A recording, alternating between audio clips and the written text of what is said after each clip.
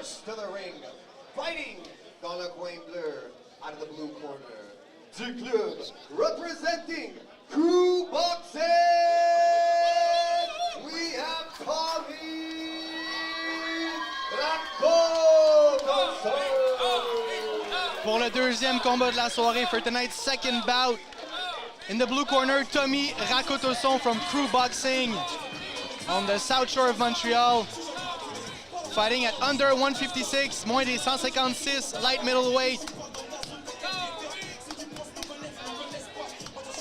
First time I have the chance to see Tommy in action. I'm looking forward to it. Well, Crew Gym is a pretty new gym. I believe it's about a couple of years old in the South Shore. I've been there a few times for some sparring sessions. Beautiful, beautiful facility. Absolutely. Really nice mixed martial arts center. Great weight training equipment, great jiu-jitsu there, boxing. Very nice gym. It is, and last time we were together, Conrad, we saw the head coach of Crew, Mathieu, Leon, in one hell of a brawl. So the head coach knows how to fight. That's a good thing. That's always a good thing. Rakotoson's opponent from Lee BJJ, so more of a jiu-jitsu gym. They're obviously doing striking, because striking is the main martial arts, if you ask me, and you, Conrad. Yaroslav Kouznetov in the red corner, representing Lee BJJ. Pour le deuxième combat de la soirée, dans le coin rouge, Yaroslav Kouznetov affrontera Tommy Rakotoson du Crew Boxing Gym. Classe, c'est moins de 156 livres. Looking forward, these two youngsters here, looking forward to put on a show for the second bout of the evening in this 10th anniversary show of Silvertooth promotion. Maxime Carabine here with Conrad Pla. Looking forward to this fight. Yeah, we don't know a lot about these guys, but sometimes these are the best fights. Two guys that have a lot to prove, come out and leave it all in the ring. Have you heard of Lee Villeneuve before, Conrad? Of course. Lee Villeneuve is a very well-known jiu-jitsu black belt, high-level coach. One of the best in Canada, for sure.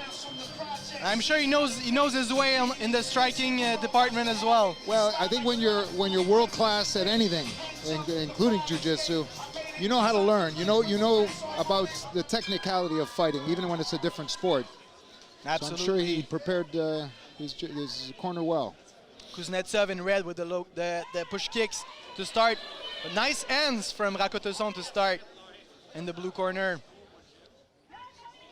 Two youngsters we can see very energetic. A lot of speed. Nice combination here. Kicks and punches coming from the blue corner. Furious pace to start the first round. Yeah, he's putting good combos together. As we can see, a smile in the face of Kuznetsov, who doesn't mind getting hit early in the first round here. It's more of a trip. I think he slipped bad footing. But he's definitely taking charge offensively. He's the one sort of throwing the volume. Yeah, and Kuznetsov in red is going to look to counter all the attacks from Rakotoson in blue. Well, Kuznetov's doing a pretty good job moving, hitting and moving. Absolutely. Staying out of trouble. As soon as he hits the cords, he's able to move back. Yeah, he's moving well laterally, but he's going second. And the minute you're reactive, the minute you're not actually mounting your own offense, yeah, he's gonna have to check a low kick. Yeah, you've got a lot to deal with. It's very difficult to win fights that way. Right now, he's kind of waiting on what Rakotoson is doing. Yeah. Rakotoson coming from the Crew Boxing, as we Oh, said. nice head kick. Good low kick. It's really impressive so far in the first, putting the pace on his opponent here. Mixing that right leg low and high. Rakotoson en bleu qui domine largement le premier round jusqu'à maintenant face à son adversaire en rouge, Yaroslav Kouznetov. 10 seconds left in the first round. Definitely in the advantage of the fighter in the blue corner. He's really overwhelming his opponent here in the first. Definitely a 10-9 for the fighter in blue. Yeah, definitely give that round to the blue corner.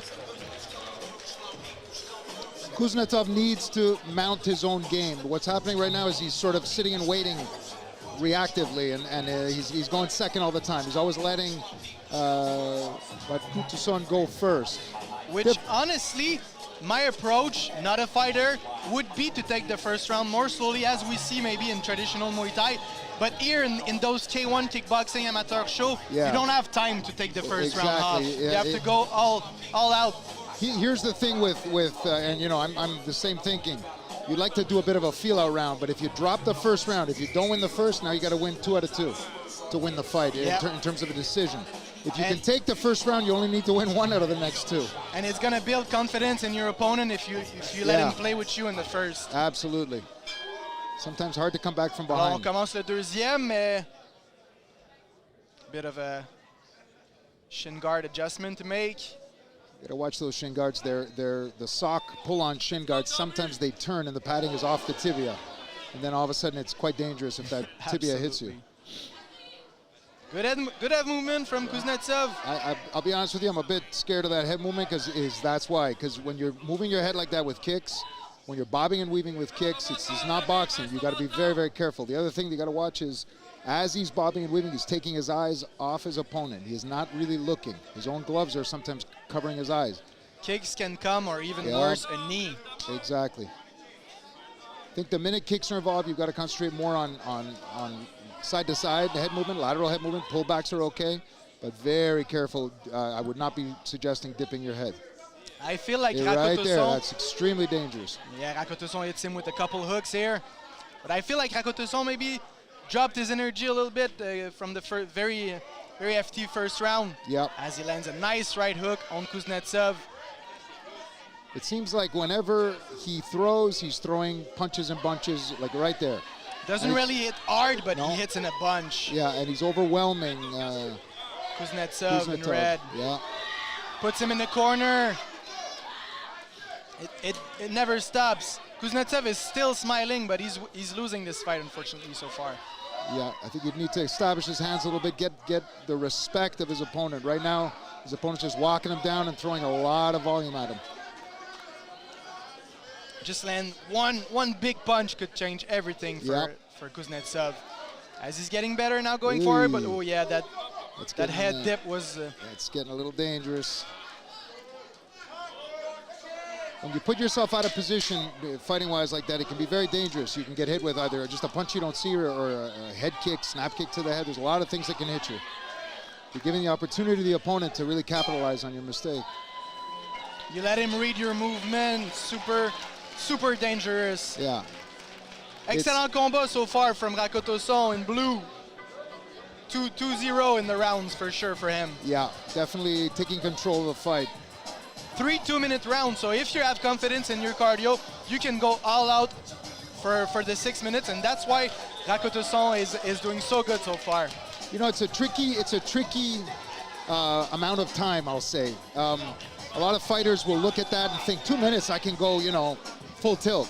And if you think about it, the human body, you can sprint full tilt for like 10, 15 seconds, really. And then after that, you have to pace slightly. So even a 2-minute round, it's considerably shorter than a 3. Obviously, it's 33% shorter, but it is considerably more difficult in terms of pacing. It's a fast round, but you still can't sprint full tilt.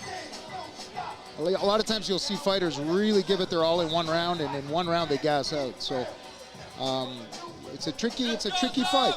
Yeah, let's see if Rakotoson still has the same energy in the third round. Est-ce que Kouznetsov peut revenir au troisième et faire quelque chose d'extraordinaire pour aller chercher la victoire? We will see. But so far, so good for the fighter in the blue corner. Kouznetov just has to go forward and just let things go. Leave it all in the ring. Oh, that was a nice right hand on the chin. Looking for the uppercut now, dipping his head super low. Very, very close with that knee. Yeah, good knee to the body, but that could have been to the head.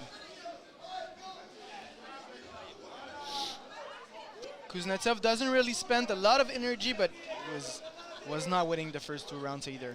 Well, he's trying. He's pressing forward this time. I think he's trying to get something going, but he's just his reaction to the punches is putting him out of position, and he's not able to do anything offensively. There's a nice high kick. He's got to go for something. You have a plan until you get hit in the head, yeah. You know, and that knee, I believe that knee landed. Knees to the head are not permitted in the C class, but if the guy dipped right into your knee, it's all good.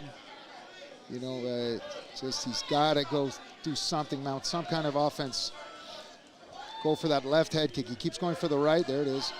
But I think the left leg might catch him. Rakotoson really has not as much energy as he did in the first 2 rounds. Still going forward. Nice spinning kick from Kouznetov. Doesn't really hit the marks.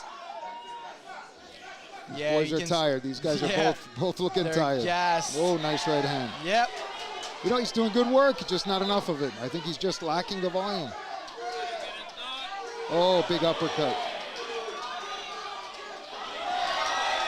And he hits the canvas. That was a very good low kick. Well-timed low kick. Yeah, you can see it feels like his leg hurts. Is it going to be a TKO? I think that's it.